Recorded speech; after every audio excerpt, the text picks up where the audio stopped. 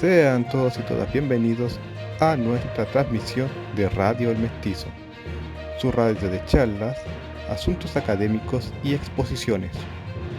Hoy presentaremos en nuestra sintonía una mesa conversatorio sobre la temática de la violencia, que ha acabado profundamente durante el siglo XX y ha tenido una evidente consecuencia en la actualidad, utilizada por diversas instituciones gubernamentales y diversos grupos, donde los exponentes realizarán un análisis sobre la violencia desde la perspectiva histórica universal y la normalización de la sociedad, el rol del Estado como mediador solo cuando hay caos y la expresión de la violencia en el campamento minero de Potresillo.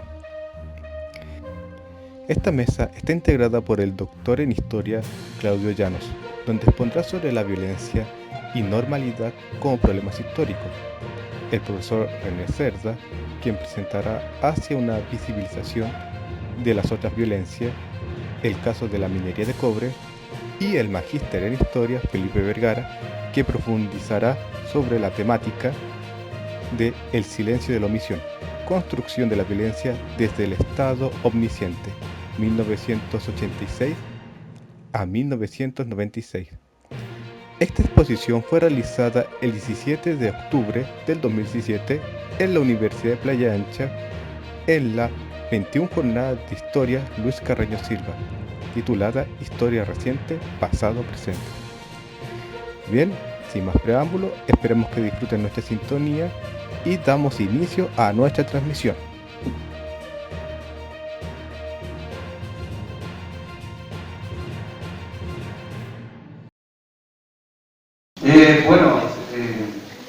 Buenos días. Después de tantos años creo que estuve también en las primeras jornadas de Carreño, ¿no? El año 97 creo que fue. Sí, la primera o la segunda, ahí fue. Bueno, saludo al decano, a los profesores, a los colegas, al profesor Sergio González, que llegó hace poco, ¿no? Premio Nacional de Historia. Es un honor también estar con todos ustedes. Y tampoco puedo dejar de señalar que esta es, en los últimos 4 o 5 años, la tercera vez que me invitan a hablar de violencia. No aquí, sino en distintos lugares. No sé, creo que hay razones, ¿no? No es que yo sea una persona violenta, pero creo que pueden haber razones que lo expliquen, ¿no? Incluso partiendo de una última publicación que es el History Workshop, ¿no? De hace un mes atrás, ¿no? Hay una serie de capítulos dedicados a la historia como herramienta de lucha, ¿no? Como herramienta de transformación social, como lucha, como un instrumento que debe ir contra la violencia. Esto es en el número 83 del History Workshop. La violencia, la lucha, pareciera que están en parte presentes en el debate historiográfico contemporáneo. Es curioso porque el siglo XX, se dijo acá, es visto como el siglo de la violencia, uno de los siglos más violentos, o uno de los periodos más violentos de la historia. Pero también es el siglo donde la normalidad ha sido discutida, ¿no? Hay que recordar que Foucault, desde la década del 70, ¿no? Discute la violencia y la normalidad, ¿no? O los procesos de, por así decirlo, normalización, ¿no? Una cosa como la benedicción, diría él, en sus trabajos, ¿no? La imposición sistemática de ciertas verdades, de ciertas normas, que son entendidas como lo deseable dentro de una sociedad. Y generalmente esta imposición en el siglo XX nosotros la vemos posterior a periodos que son caracterizados de mucha violencia. El siglo XX está llena de imágenes de violencia. Yo voy a usar solamente algunas, no voy a quedar muy pegado porque me quitaría mucho tiempo. En general, es el siglo también de la discusión sobre la barbarie, ¿no? Y la civilización, ¿no? Sobre las fuerzas destructivas de la civilización. Ahí el trabajo de Benjamin, ¿no? Y también el trabajo de Adorno y Horkheimer sobre la dialéctica y la ilustración, las fuerzas destructivas que acompañen procesos, entre comillas, civilizatorios. Benjamin señaló, acá, al lado de cada proceso civilizatorio hay un proceso, una página de barbarie, parafraseando al pensador judío alemán. Entonces hay una presencia del siglo XX que pareciera ser la presencia de esta barbarie, ¿no? Esta destrucción de las carnicerías de la Primera Guerra Mundial y de la Segunda, y que está en un arco de discusión historiográfica también importante. Desde la posguerra hasta hoy, son innumerables los trabajos, seminarios, congresos que han tratado de distintas perspectivas el problema de la violencia.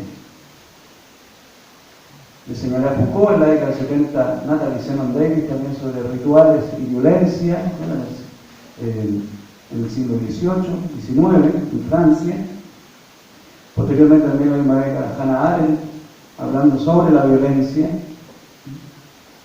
Y más contemporáneamente Michael Geyer, ¿no? Que señala que la violencia es como la basura, nadie la desea en la historiografía ni en la sociedad, pero siempre aparece, por más que se intente recurrir a cubrirla. Y últimamente, ¿no? Richard Bessel acaba de publicar un libro en 2015 también sobre la violencia, subtitulado Una obsesión moderna. Por cierto que la violencia está en los relatos previos, ¿no? Si uno revisa los clásicos, la historia antigua también hay violencia.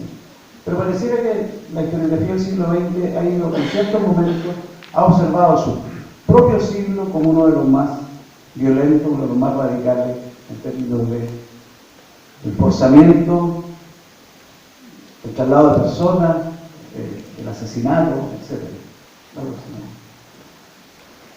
Son violencias que están en diversas imágenes, ¿no? Las imágenes son una política también en este caso para mostrar los discursos de la violencia, los efectos de la violencia, ¿no? Los memoriales, ¿no?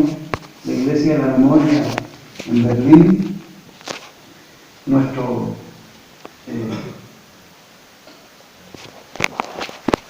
lugar de memoria en Valparaíso, la Avenida Brasil, y la destrucción física, ¿no? Son las referencias permanentes a la memoria, nuestras propias violencias, ¿no? Que una generación y varias generaciones experimentaron. Pero aquí se introduce el problema.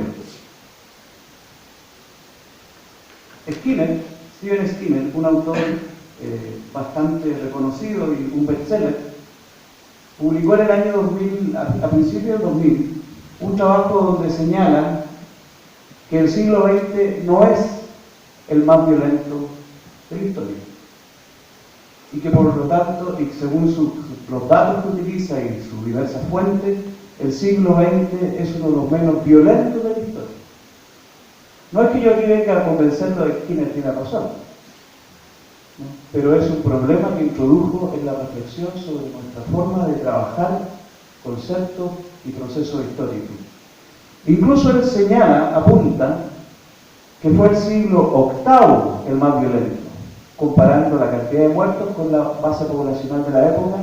Si trasladamos y ajustamos la estadística, cosa que él hace, las guerras en Asia del siglo VIII significaron casi 500 millones de muertos. Significarían si esos episodios se reprodujeran. Comparado con la base del siglo XX, que no fue menor, 80 millones de muertos. O casi 100 millones de muertos entre la Primera y la Segunda Guerra Mundial. Entonces, Skinner introduce un problema en el tratamiento del problema historiográfico, ¿no? ¿Cuándo definimos los periodos de mayor violencia y cuáles son las instancias o los desarrollos históricos que permiten entender los desarrollos de estos fenómenos? Apunta además Skinner que las sociedades donde no existen instituciones estatales son incluso más violentas que las donde existe Estado. Introduce otro problema, ¿no? La discusión sobre que son los Estados los que han llevado adelante las más grandes carnicerías.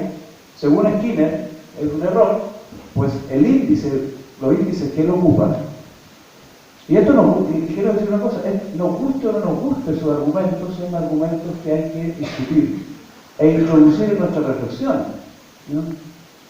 Porque los argumentos que él usa es el índice de homicidios, los índices de muertos por hambruna, los índices de muertos en guerra. Y en todos esos índices, los índices en sociedades donde existen instituciones estatales son menores por cada 1000 habitantes a sociedades donde no existirían, no existen o no existieron. Es bien complejo el trabajo de Skinner, no por lo demás le trajo muchas críticas, mucha alabanza, pero es un trabajo considerable de casi 1000 páginas. Entonces, es una cuestión bastante importante a considerar. Es decir, desde la historiografía, desde lo que nosotros estudiamos, desde lo que ustedes estudian y desde lo que nosotros enseñamos y ustedes van a enseñar, ya se introduce un problema, que es la perspectiva historiográfica con la que tratamos la violencia en distintos periodos. La lectura de procesos, comillas, civilizatorios o procesos de barbarie. En ese sentido, pareciera que la guerra, el asesinato, la hambruna, dirigida o no, incluso hoy día que se conmemora los 100 años de la revolución soviética y de la revolución bolchevique, la revolución rusa, bastantes autores, ¿no?, entre ellas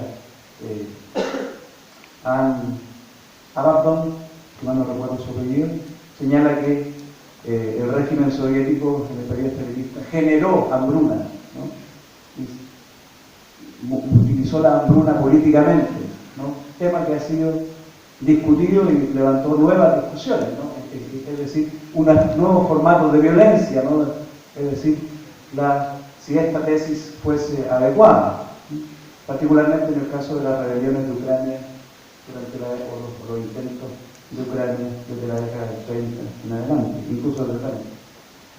Entonces, pareciera que el formato de la violencia, entender la violencia, ha ido mutando, y al mismo tiempo el problema de la normalidad o de la normalidad posterior a la violencia. ¿Qué hacer después de la violencia? Ese es un problema o un fenómeno que nos interesa particularmente y donde bastantes son los trabajos que nos van mostrando que las sociedades, o dentro de las sociedades, después de periodos de violencia, comienzan, usando un lenguaje que ustedes han de conocer, usar dispositivos de normalización, formas de normalidad, ¿ya? Se establecen las formas de regular la familia, regular el trabajo, ¿no?, formas que en ciertas lecturas son consideradas violencia. Les doy un ejemplo. En la década del 70 comienza a discutirse en Alemania y en parte de Europa la reducción a las 35 horas de trabajo.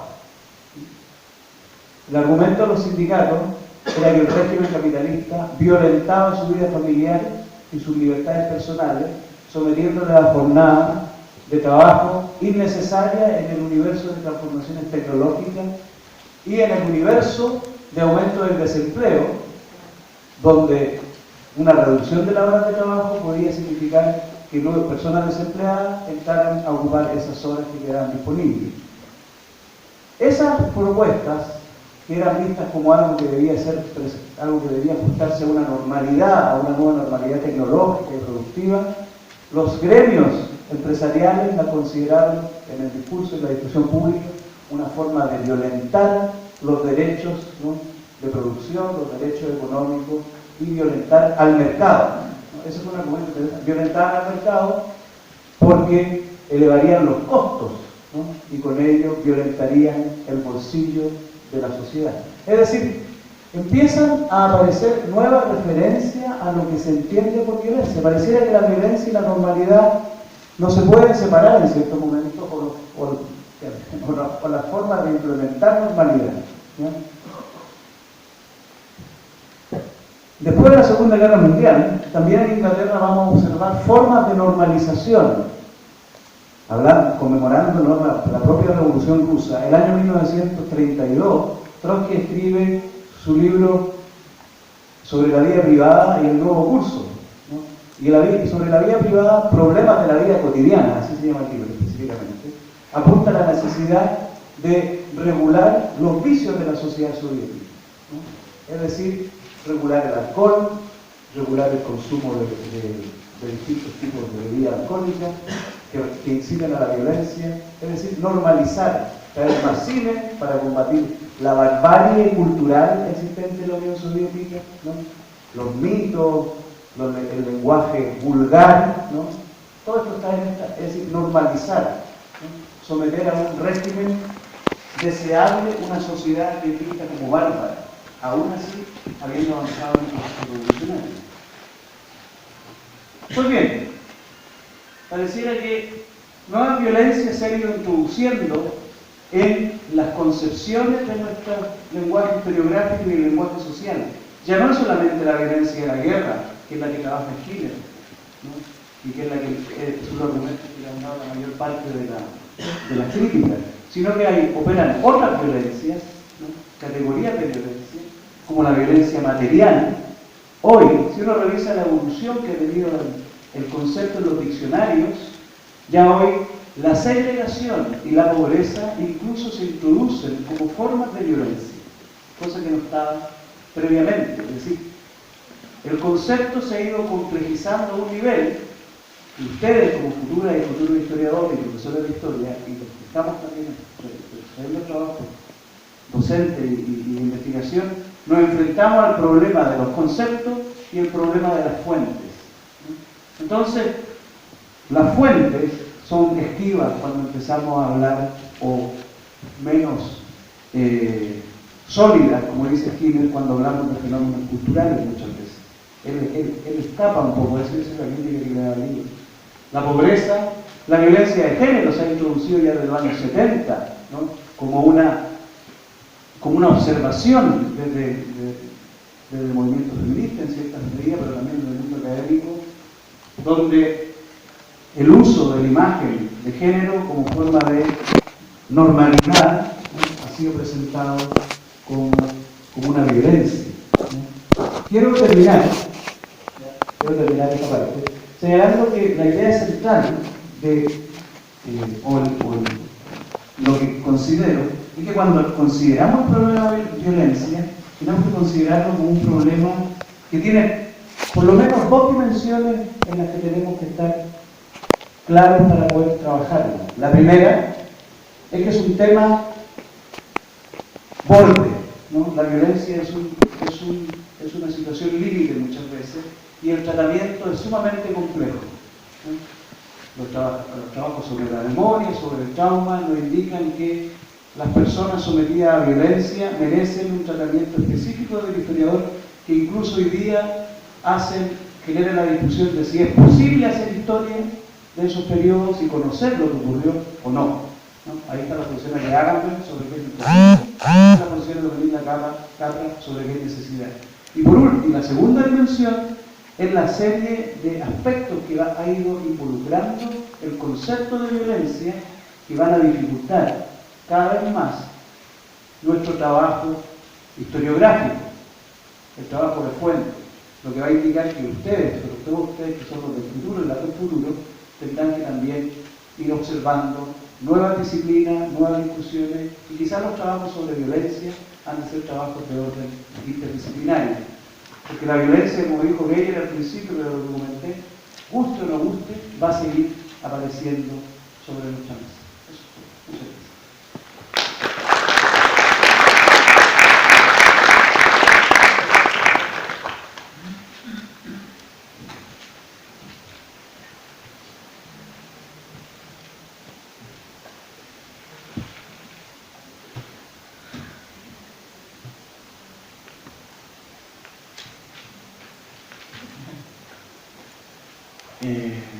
Bueno, buenos días a todos y a todas.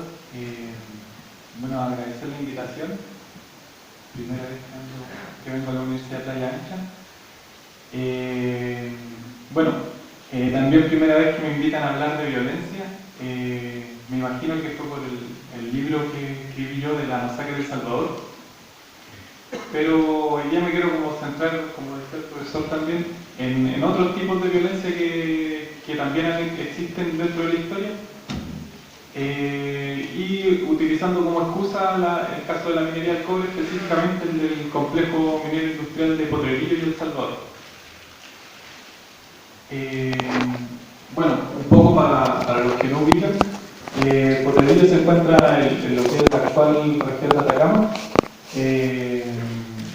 a 150 kilómetros de la costa y a 3.000 metros de altura, en la precordillera de los Andes y dentro de lo que es la provincia de Chañaral, donde Sí, bueno, se conoce bastante por el tema de los aluviones hace un par de años.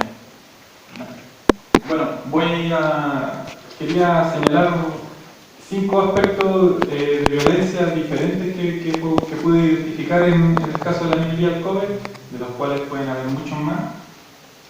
Bueno, empezando por el tema laboral. Centrándonos en lo que fueron los inicios de la minería del cobre en la región de Atacama, al igual que en Chuquicamata o en el caso del Teniente, que son las 3 grandes mineras históricas de cobre en Chile. El tema laboral. Bueno, el tema laboral en un comienzo fue también un tema de colonización, de expansión del Estado a lugares donde no tenía presencia a principios del siglo XX. En el caso de Potrerillo, ese sector era habitado por el pueblo Colla, que aún hoy en día habita la cordillera atacameña, y que fue un pueblo que pasó bastante desapercibido por todas las oleadas colonizadoras que tuvo el territorio. Bueno, en el caso de los Colla, hasta el día de hoy viven un poco al margen del Estado y en esa época era aún más. Bueno, la violencia laboral que existió en ese momento fue de todo lo que fue la construcción del campamento minero y toda la infraestructura industrial que se necesitaba para hacer funcionar la minería del cobre. Los Colla eran los más aptos para trabajar en estas labores, ya que podían trabajar a alturas que el común de la gente no podía hacerlo. Entonces los Colla trabajaban a 4.000, 4.500, 5.000 metros de altura, en lo que fue, acá vemos en las fotos, la construcción de las cañerías de agua, que son cerca de 200 kilómetros de cañerías de agua que se construyeron, además de la construcción de todo lo que es las condiciones Potrerillo. Bueno, este sometimiento que tuvo el pueblo Colla por parte de la Andes Copper Mining Company fue bastante brutal para la época, y hay algunos relatos que rescata Héctor Maldonado Campillay, que es un historiador de oficio, podríamos decirlo, que rescata bastante historias de cómo la brutalidad con la que fueron sometidos los Colla y las condiciones laborales a las que se enfrentaron. Bueno, entre esas condiciones están las de frío, pernoctando en las noches, como se señala en ese texto que aparece, en carpa en la alta cordillera de los Andes, y además de las largas jornadas de trabajo a las cuales no estaban acostumbrados respecto a la vida que llevaban antes de entrar a las lógicas capitalistas. Bueno, también el tema de la altura, el cansancio que se generaba, la fatiga, y el tema de la contaminación a la que se vieron expuestos producto de entrar a estas lógicas de la minería del cobre. Bueno, además del pueblo Colla encontramos ya también a los chilenos, peruanos, argentinos que llegaron bastante, y de otras varias nacionalidades que llegaron a trabajar allá, que se encuentran también con estas condiciones de frío, de contaminación, que en la fundición y la minería del cobre son bastante como nocivas para el cuerpo humano, incluso el día de hoy. Además de otras cosas que vamos a hablar más adelante respecto a la contaminación en temas más sociales. Bueno, para pasar a otro, como decía también el profesor recién, encontramos la violencia de género. La violencia de género podemos identificarla en el caso de la minería del cobre, en primer lugar con el rol que se le asigna a la mujer por parte de la compañía. Es un rol específico que está dentro del hogar y que tiene como fin la reproducción de la mano de obra en este campamento, en esta lógica de company town, que debido a las medidas paternalistas que tenía la compañía, la mujer tenía el rol de reproducir la mano de obra y también la de contener al trabajador cuando salía del trabajo y llegaba al hogar. Esta es una propaganda que aparece en la revista Andino, que es de toda la propaganda que aparece respecto al rol que debe cumplir la mujer. Existía una sección que se llamaba Para Ellas, en la que le enseñaban como todos estos manuales que realmente aparecen en internet, como cómo esperar a tu marido en la casa, qué cosas cocinar, cómo hacer el aseo, además del rol que tenían las asistentes sociales como fiscalizadoras del hogar, y que enseñaban a las mujeres temas de crianza, de limpieza y de alimentación, principalmente. Bueno, además de este rol que se asigna, la compañía en algún momento, cuando ya después de los años 60, se logra la construcción de mejores viviendas, también se crean viviendas de 3 habitaciones en la lógica de separar dentro del hogar también padres de hijos y hijos de hijas. Aquí podemos ver en el dibujo, se ve bien graficado, como el padre ahí leyendo y la niña al lado de la madre aprendiendo las labores que tendría que hacer en el futuro.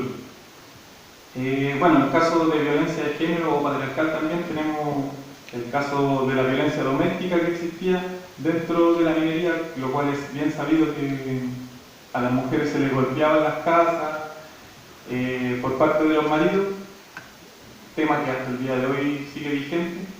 Y también el tema de la prostitución, que si bien la empresa lo condenaba de manera pública, de manera privada no lo permitía, ya que en la compañía la empresa tenía el control de la gente que entraba y la que salía. Entonces la prostitución que se ejercía además en viviendas que eran de la misma compañía no puede haber sido pasada por el lado de este ojo que todo lo veía dentro de la compañía.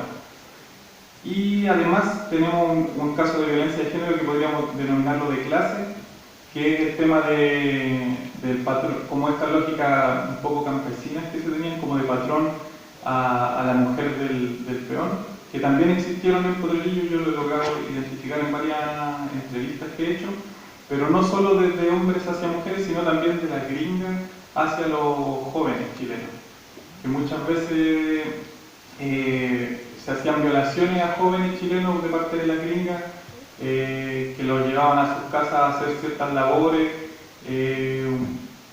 antes de que entraran a la empresa. Bueno, la violencia medioambiental, que yo creo que junto con la de género son como de las más importantes de identificar hoy en día. Como podemos ver en esta foto, este es Potrerillos, y si se fijan, todo lo que aparece blanco abajo son relaves. La ciudad está construida sobre relaves. Entonces nos encontramos con una contaminación así como... Hoy en día yo creo que no hay ninguna ciudad tan contaminada como era Potrerillos, bueno, en el caso de Chañaral podría ser. Pero la ciudad estaba construida sobre relaves, pero solo la población chilena.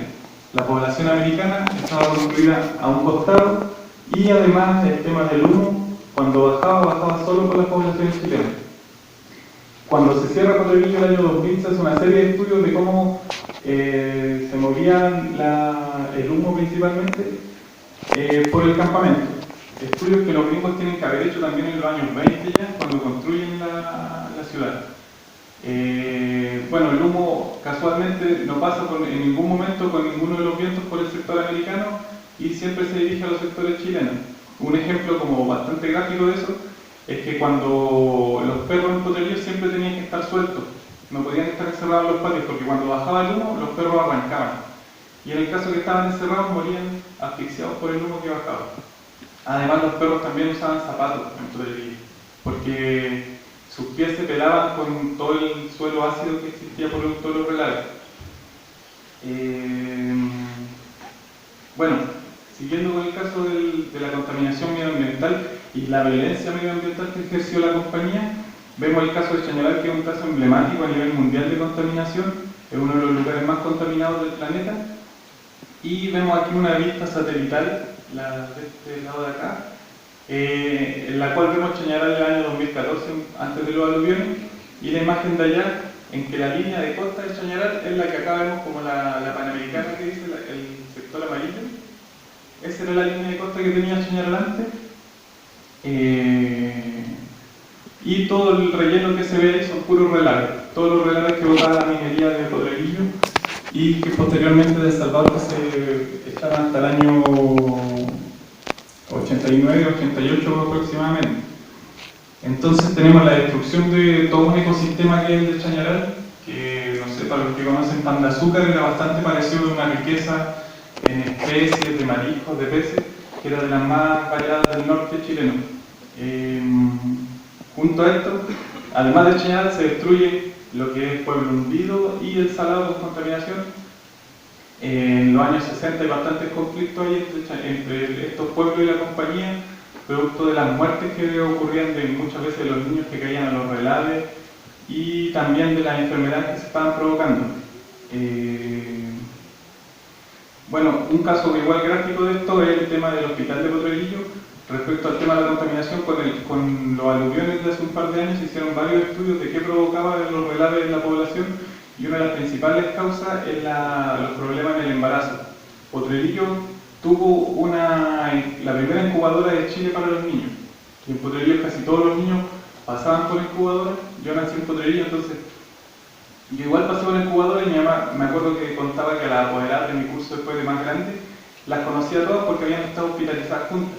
Entonces las mujeres estaban hospitalizadas meses antes del parto, producto de la contaminación que existía.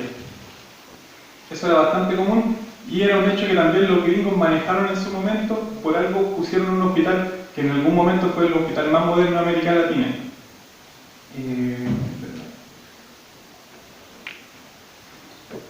Bueno, y otra violencia que podríamos señalar es la social, o de una clase frente a otra, que es la diferencia que existían entre la población americana y la población chilena. Bueno, para que haya poquito tiempo, entonces, las principales diferencias que existían en el tema del agua: la población chilena no contaba ni con baños ni con agua potable en sus viviendas, sino que tenían que ir a pilones y a baños colectivos como el que vemos en la foto. Electricidad tampoco tenían las casas, calefacción, alimentación de calidad, uno de los principales motivos de huelgas que hay antes de la huelga por la nacionalización del cobre en los años 60. Una de las huelgas más recordadas allá es la huelga de la carne de búfalo, que le dicen, que fue una huelga producto de la mala calidad de la carne que llegaba de Estados Unidos, que era carne de búfalo, que llegaba putrefacta. También se recuerda mucho el tema de los fideos, que decían que había que cocerlos por horas debido a los añejos que estaban, y eso todo era controlado por la compañía. Entonces era una violencia que se ejercía sistemáticamente desde la compañía hacia los trabajadores, que controlaban las cosas de los que estos se alimentaban. Y bueno, también el tema de la vivienda. Acá vemos las casas chilenas, el sector que se conocía como en lata, puras casas de lata. Se pueden imaginar casas de lata en el desierto, en el invierno demasiado frío, en el verano demasiado caliente, y las casas del sector chileno. Y este era el sector americano, que eran casas espectaculares con calefacción, agua caliente, baño, jardines. No era el tema de que no existiera agua, porque las casas americanas tenían jardines, estaban regando todo el día, y los chilenos no tenían acceso al agua a las 24 horas, ni siquiera en los pilones que existían. Bueno, ahí están un poco de los triunfos sindicales respecto al agua, que recién en el año 70, cuando ya se nacionaliza el 71 la empresa, recién se logra la implementación total del agua y de los baños en las viviendas, producto de las distintas movilizaciones. Y bueno, y finalmente esta violencia, que es como la más estudiada, podríamos decirlo, que es la violencia un poco más física, o que aquí yo la denomino como terrorismo de Estado, en el cual allá en el sector tenemos tres como hechos importantes. En primer lugar, la masacre de El Salvador, que fue el 11 de marzo de 1966, con el asesinato de 6 trabajadores y 2 mujeres, que fue la primera masacre que tuvo el gobierno de Frei. Bueno, en segundo lugar, el paso de la caravana de la muerte, que mañana justamente se cumplen años desde el paso por ahí. Y estas fotos que encontré yo mientras realizaba mi tesis de magíster, que son, yo no sé si serán, yo creo que son bien extrañas las fotos, que yo nunca había visto fotos de la caravana de la muerte actuando. Estas son las fotos de cuando la caravana pasa por Potrerillo, y las fotos raramente fueron publicadas en el Andino, que es la revista de allá, bajo el título de Un extraño paso a la protección Potrerillo, y hacían como referencia que había llegado un helicóptero a Potrerillo, que era como una cuestión así poco usual. Y sale una entrevista incluso al comandante Arredondo, ya Arellano Stark, que sabía que quedar en Copiapó en ese momento, y va a Arredondo, a Potrerillo, se reúne con el capitán de la comisaría, y ese mismo día, el día que se asesina al gerente, Ricardo García Posada, a Benito Tapia, un dirigente sindical, y a Maguito Castillo, un trabajador de allá, se asesinaron durante la madrugada, y en la mañana el helicóptero va y allana sus casas en Potrerillo y Salvador. Y bueno, como reflexiones finales, con la presentación lo que busqué hacer era un poco visibilizar otros tipos de violencia que muchas veces son dejados de lado o obviados, centrándonos siempre en las acciones violentas un poco más de las armas o de la guerra o de masacre, pero que sin embargo hay otras acciones violentas como la alimentación, la contaminación, la violencia de género, que cobran tantas o más víctimas que otro tipo de violencia.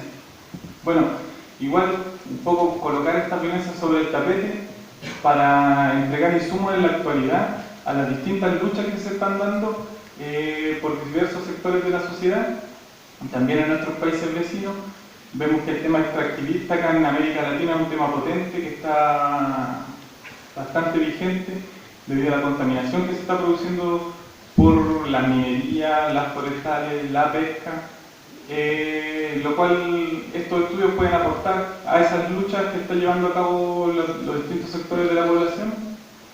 Y bueno, finalmente también señalar que el tema de la violencia, como decía el profesor, va a estar presente dentro de la historia porque el capitalismo y el patriarcado son esencialmente violentos. Entonces, los vamos a seguir encontrando en el futuro y hacia atrás sabemos que fue así también. Y bueno, finalmente también hacer como el llamado a acercar esta historia de nuestras investigaciones a los protagonistas de ellas y no dejarlas solo en la academia muchas veces que quedan ahí. Y bueno, eso finalmente para terminar. Y muchas gracias por responder.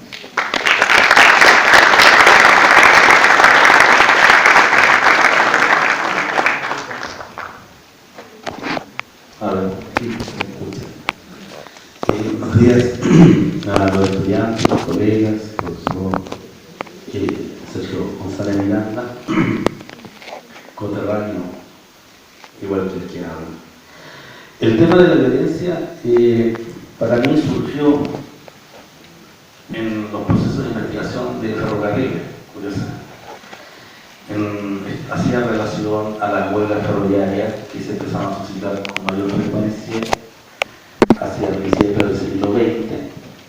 Esencialmente fueron huelgas que, a pesar de haber tenido una cobertura de prensa, teniendo la fuente, la prensa en su mayoría, no fueron tan sangrientas o no tuvieron desenlaces tan trágicos como otros tipos de huelgas vinculadas a los sectores de producción, ya sea del salitre o del carbón. Incluso dentro del proceso de investigación, y que a mí me empezó a llamar poderosamente la atención, fue que en una huelga ferroviaria del año 1906, que se suscitó en Concepción, de la sección de Maestranza, surge una carta, una misiva por parte del Ministerio del Interior, en ese momento estaba como ministro de Estado Waldo Silva, instruyendo al almirante Arturo Fernández Vial para que reprimiese hasta las últimas consecuencias, si era necesario, estos amotinados de ferrocarriles. Arturo Fernández Vial hizo caso omiso a la orden del Ejecutivo, se negó a reprimir la huelga, a matar a los trabajadores del ferrocarril, y eso le costó con el tiempo, digamos, parte del anonimato histórico. Y por ahí voy a partir la reflexión sobre la violencia desde la omisión. Arturo Fernández Vial, si no lo menciona, todos lo conocen mayoritariamente por un club deportivo, un club de fútbol. Escasamente algunos tienen referencia a su función dentro de las Fuerzas Armadas, dentro de la marinería. Y más conocen a Arturo Fernández Vial, viejos obreros, que algunos ya no existen, de ferrocarriles del Estado, que la misma gente de la Armada de Chile.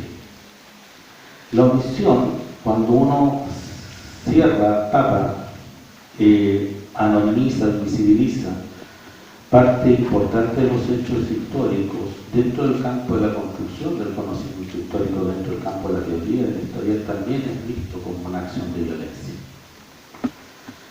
Arturo Fernández Vial, como diría un personaje de nuestra infancia, Papelucho, no tiene ni monumento ni calle, porque no mató obreros. Pero el general Silva Renán tiene hasta un nombre, un regimiento, y sí mató obreros. Es curioso eso porque a la larga parece que el mismo Estado, desde su función inconsciente o consciente, revalida la violencia como un ejercicio cotidiano para volver esto a la normalidad que nos citaba el profesor Claudio Llano, o bien para disciplinar los grupos que pueden generar ciertos problemas. A partir de eso, a mí me pilló el problema de la violencia, cómo es vista la violencia, porque en algunos estados, porque en algunos casos en la historia nacional, la violencia es invisibilizada desde el factum, desde la historia oficial, y se sigue contaminando con enseñar historias sustentadas en violencia, pero en violencia en donde un grupo resulta vencedor, o bien es el grupo formal del establishment, en donde todos nosotros asentamos y aceptamos esa violencia. A partir de eso, en una micro, iba pensando, ¿no? Y vi el escudo, ¿no es cierto?, nacional. Dice, por la razón o la fuerza. Ya en épocas inmemoriales, la violencia parece que ha sido replicada por el Estado, por la razón o la fuerza. Si bien los teóricos de la política, de la disciplina, de las ciencias políticas consideran que la fuerza es patrimonio exclusivo del Estado como una forma de garantizar el orden, dicen la fuerza, pero no necesariamente explican cómo la fuerza se va a ejercer desde uno u otro ámbito de la violencia. A raíz de eso, entonces, uno reflexiona cuántos hechos cotidianos están sucediendo que son sinónimos de violencia. Por ahí conocí el texto de Judith Clark, no sé si lo pronuncié bien, que se llama Los rostros de la injusticia. Y una reflexión dentro de ese texto habla de la violencia del lenguaje y de la incomunicación. Esta teórica mencionaba que hoy por hoy muchas mujeres, texto del año 1972, revitalizado en 92, 20 años después, han negado la maternidad y el amamantamiento por una cuestión estética, rompiendo los elementos más básicos de la comunicación entre madre e hija o hija. Y ahí uno se da cuenta que la violencia no solo forma parte de un elemento del Estado, sino que también puede provenir desde una construcción cultural, de una sociedad esteticista que puede imponer cánones en donde elementos tan básicos como la comunicación, el contacto físico, pueden quedar dejados de lado a fin de revalidarse en un contexto social. La violencia, sin duda, desde la teoría histórica y desde la filosofía, también se establece una taxonomía, una gran clasificación de los tipos de violencia. Pero hay violencia que dentro de tantas clasificaciones eruditas o epistemológicas cuesta a la larga entender o aceptar. En el año 2002, lo comentaba en una clase de fundamento del método o de teoría, no recuerdo bien, en el año 2002 una persona, un individuo de sexo masculino que ejercía la prostitución en calle Uruguay con Chacabuco fue muerto por 16 puñaladas. Eso sale en el diario La Estrella, mayo del 2002. Al frente está el cuartel central de la Policía de Investigaciones de Chile. O sea, el asesinato se comete a la vista de, comillas, la autoridad que regula el orden y la sociabilidad, la paz ciudadana. Se citan a la investigación, sigo la causa por prensa, por sistema, y resulta que la causa es sobreseída. Nunca se ha sabido quién apuñaló a ese joven que fue muerto por 16 puñaladas a menos de 35 metros del cuartel de la Policía de Investigación y donde está la brigada de homicidio. Paralelamente, ese mismo año, en La Serena, un sujeto ingresa al convento del Buen Pastor, si no me equivoco, e intenta violentar sexualmente a una de las personas que está en su formación religiosa. no cometió, no logró cometer el hecho.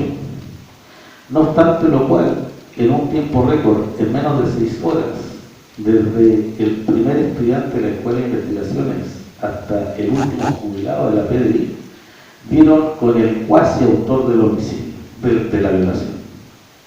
Y ahí uno hace una segunda reflexión. ¿Por qué para algunos actos de la violencia el Estado actúa con tanta prontitud y para otros no?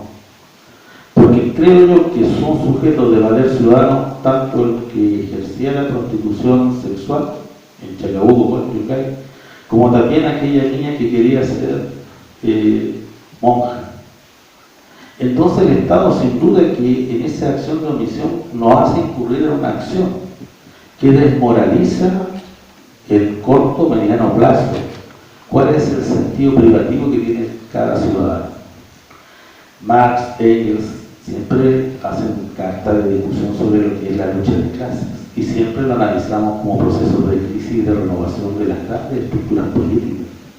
Pero también se puede a lo mejor analizar la lucha de clases cuando un elemento de clase es predominante en relación al otro y nosotros entonces nos damos cuenta que hay justicia para un grupo, para un estamento religioso, pero no para el otro grupo, que es el marginal, el postergado. A esa violencia los autores no sé si le habrán dado nombre, porque como se han hecho tantas clasificaciones, pero tiene un nombre. Y ahí nosotros, o quien les habla desde este rigor del Estado que es omnisciente, presente en todas partes, es omnisciente, pero no necesariamente es omnipresente, porque para algunas situaciones está, pero para otras está casi anestesiado. Lo lamentable y lo triste de estas situaciones, que pueden ser dentro de una historia reciente, porque son hechos que dan parte de la movilidad social, es que siempre el Estado establece el conocimiento, lo que quiere conocer de su obra, desde la oficialidad, desde la cuenta pública. Pero si estos hechos quedan, ¿no es cierto?, en el anonimato. Y ahí viene la omisión. El colega Castro podrá, ¿no es cierto?, dar una clase sobre lo que es la omisión en el ámbito penal, en el ámbito civil. Si yo voy conduciendo un vehículo y atropello a un sujeto y no me detengo para prestar asistencia, sin duda que la penalización va a ser más alta, porque aparte de haberlo cuasi asesinado, omití, hice omisión de prestarle asistencia. Y eso está regulado, y eso existe en materia de derecho. Pero en ninguna parte, al menos que yo conozca en la realidad nacional o en el contexto latinoamericano, el Estado ha acusado responsabilidad, o los ciudadanos han demandado al Estado por su irresponsabilidad de hacerse partícipe de la omisión a la que ha acontecido, que son muchas, innumerables. Hay una violencia de lenguaje por parte del Estado, desde parte de la historia, cuando no acepta llamar a ciertos hechos históricos como lo que realmente son. Y caemos casi en el rasgo que quiere la teoría literaria de hacer de la historia una rama más de la literatura, porque ficcionizamos. Y esa ficción pasa por decir, a veces, o acelerar la mayoría de las veces, sin tener argumento dentro de la fuente histórica, de que el 11 de septiembre de 1973 fue un pronunciamiento militar y no un golpe de Estado. Esa causación de ese lenguaje, esa transformación del lenguaje también es una omisión que permite negar la verdad de los hechos y nos confunde más que nos alumbra. A raíz de lo mismo, en materias de la violencia, Amelia Valcárcel tiene un trabajo que se llama, si no me equivoco, La memoria y el perdón. En ese trabajo hay una suerte de reflexión permanente a confundir, nos llama la atención, porque confundimos el perdón con instauración de elementos de justicia. No puede haber un Estado, no puede existir una sociedad sana, no puede creerse en una ciudadanía normalmente, como diría Foucault, no subnormal, normalmente sana, si no tiene clara cuál es la verdad de los hechos. Entonces, cuando quedan vacíos históricos, vacíos sociales o vacíos culturales, esa sociedad no crece sanamente y genera espacios de enfermedad. Los teóricos de la biología dicen que una enfermedad tiene un proceso de inoculación. En el caso de la historia, si nosotros tomásemos prestada la biología para establecer cómo se inocula la violencia, nos damos cuenta que es una de las enfermedades más rápidas de inoculación y más rápidas de desarrollar. Si, por ejemplo, la escarlatina tiene 7 días de inoculación, nosotros nos damos cuenta que la violencia basta un hecho para que gatille una acción momentánea, ya sea de un grupo social o parte de un grupo.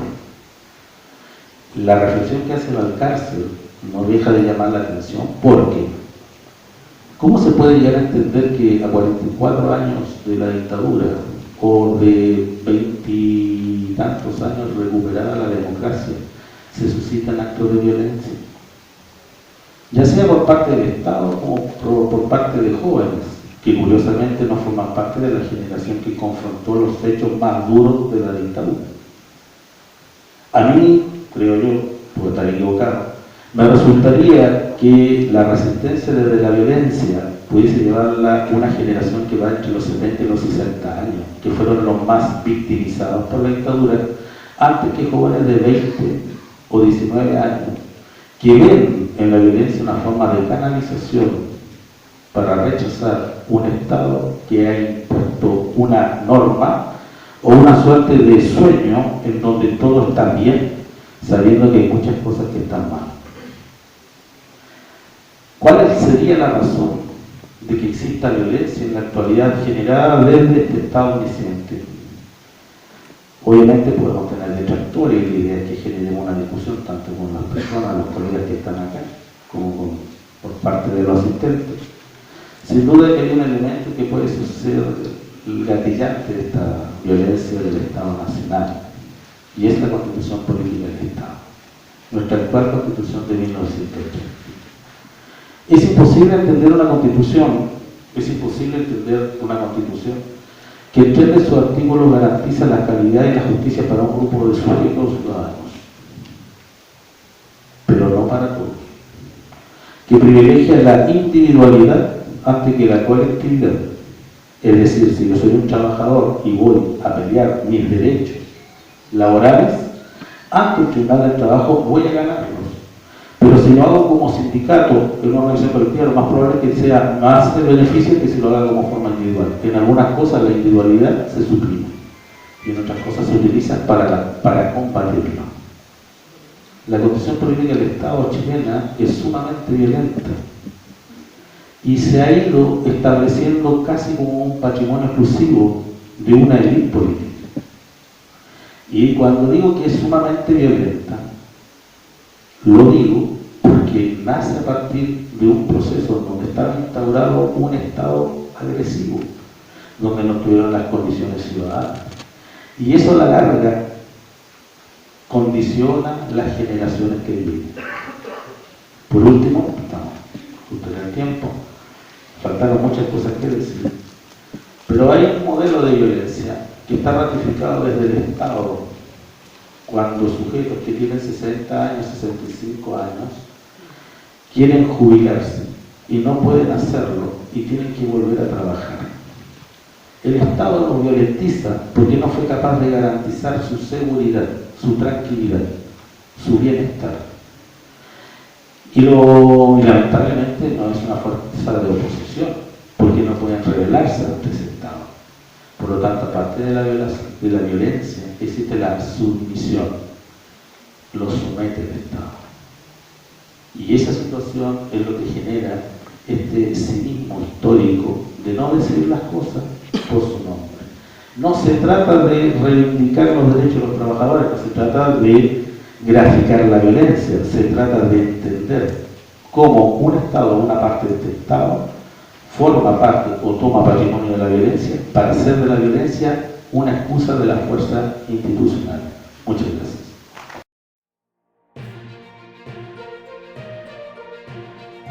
Muy bien, esta ha sido nuestra transmisión de hoy de la mesa conversatorio sobre la violencia. En las 21 jornadas de Luis Carreño Silva, historia reciente, pasado y presente. Les agradecemos su sintonía y los esperamos para nuestra próxima transmisión en Radio El Mestizo. Espero que coloquen su reflexión abajo como en los comentarios como una manera de conclusión o algún comentario con respecto a la temática. Hasta pronto y que tengan un bonito día, tarde o noche. Nos vemos.